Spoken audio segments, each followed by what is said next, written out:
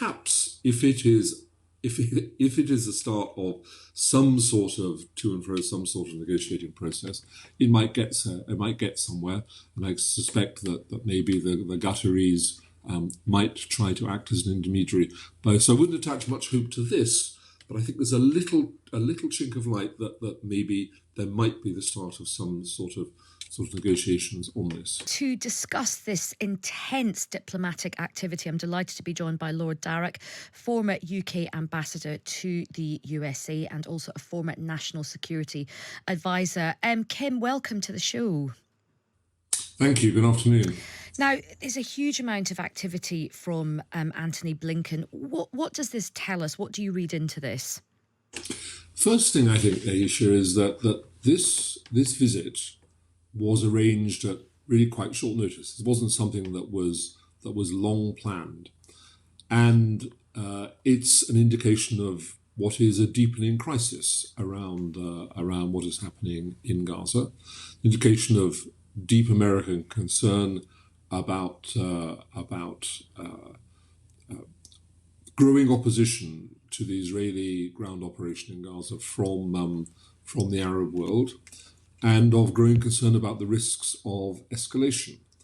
So his first message to the Israeli government yesterday was to repeat his emphasis, the American emphasis, on minimizing civilian casualties and to make the case for humanitarian pauses, not for an unconditional and indefinite ceasefire, because the Israelis are never going to do that, to be frank, but to make the case for humanitarian pauses to allow refugees and casualties to be evacuated and to allow water and medical supplies and food to get in.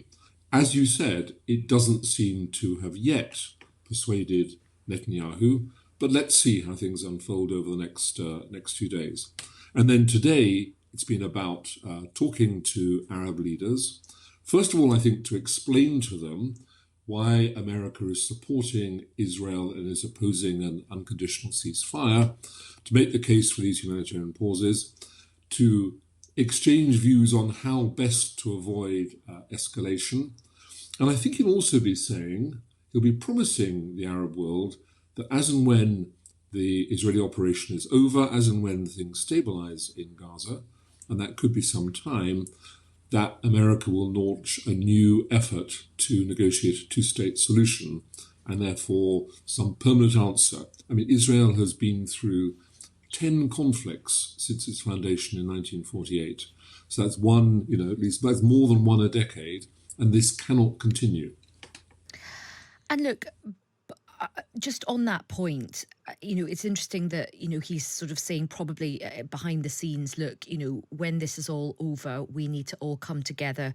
We need to find a solution in the region.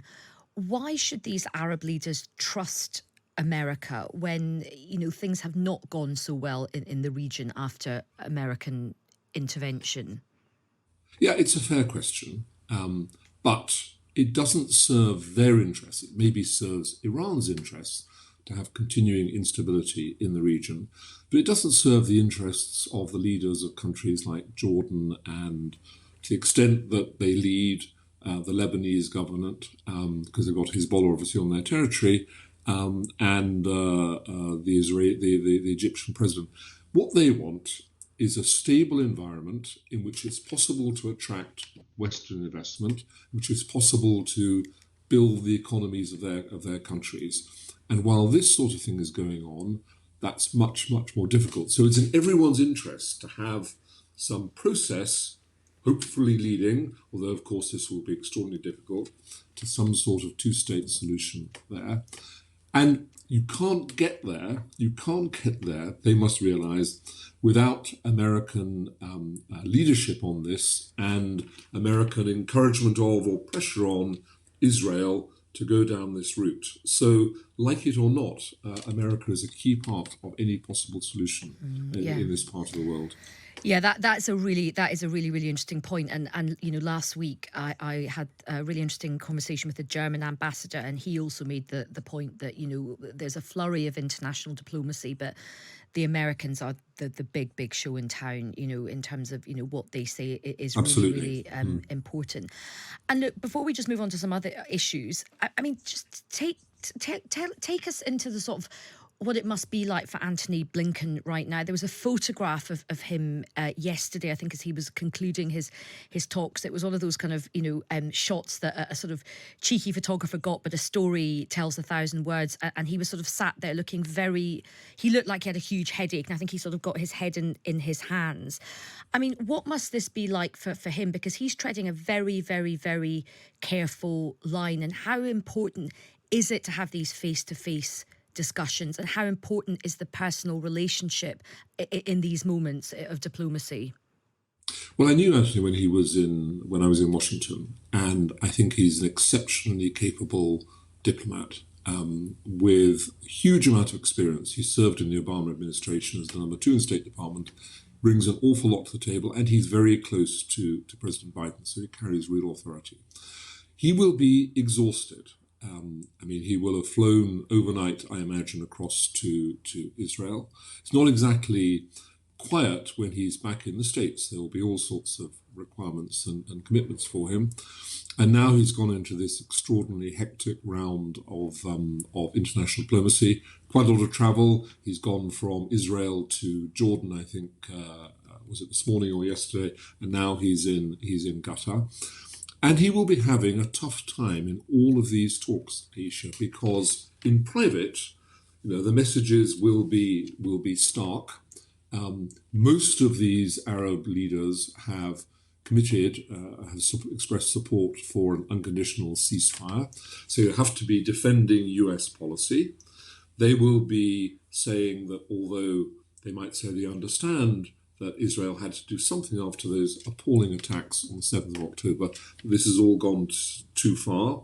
They will say that public opinion across the Arab world is turning very strongly against Israel. So, and that the risk of escalation is getting stronger all the time. So it'll be very tough for him. He'll have to make his case both diplomatically, but as persuasively as he can.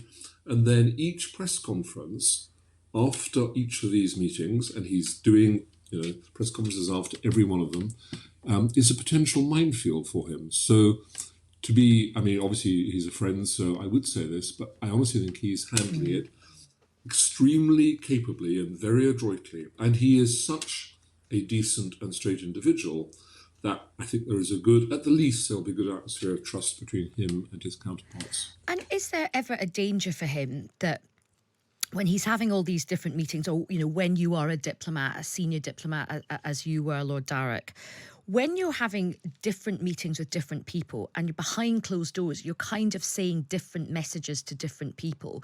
Is there ever a danger that what you say in private is going to get back to another leader, and then they're going to get cross with you because they're like, you're weakening your position? Yes, there is. But I doubt if on this occasion Anthony is bringing very different messages, certainly to the various Arab foreign ministers and Arab prime ministers that he is meeting, because he's saying to all of them, this is why we don't think an unconditional ceasefire is the right step forward. This is what we're making the case for humanitarian pauses. We all need to work together to reduce the risk of escalation, sure it doesn't happen. And I promise you that when things have stabilized, we'll support a new process on a two-state solution. And you can give that message to all of them. You don't have to say anything different to differently. Okay. There may be angles like when he's in Qatar, because Qatar hosts a sort of Hamas office. There may be some particular Hamas-related messages there. With Lebanon, there's particular concerns about what Hezbollah are doing on the border with northern Israel. But basically, his pitch will be the same with all of them. And I hope it'll be the same with the Israelis, because he needs to be, while expressing strong public support, which is kind of the minimum that you have to do to get an audience from the Israeli government. He will then be saying, you need to do more to avoid civilian casualties, and we need to have some pauses to get supplies in. And a final question to you, Kim, just as we reach the end of our time. Officials close to Qatar, the Times is reporting, have said that Hamas has asked for a 5-day pause in exchange for the release of all civilian hostages taken on the 7th of October. Do you think that there's any world in which Israel would agree to that? I doubt that they would agree, honestly, to a 5-day pause. I think it's interesting that they are saying that as if they think that there is some prospect of a negotiating process with Israel about release of hostages. I think the Israeli position, I'm afraid, will be release of hostages must be unconditional. And then we won't talk about a ceasefire until that has happened. So I don't see this as a credible pitch from them at this stage. But perhaps if it is the start of some sort of to and fro, some sort of negotiating process, it might get somewhere. And I suspect that maybe the Qataris might try to act as an intermediary. So I wouldn't attach much hope to this. But I think there's a little chink of light that maybe there might be the start of some sort of negotiations on this. Well, look, as ever, fascinating to get your insight. Thank you so much for your time. That's Lord Darroch, former UK ambassador to the US and former National Security Advisor.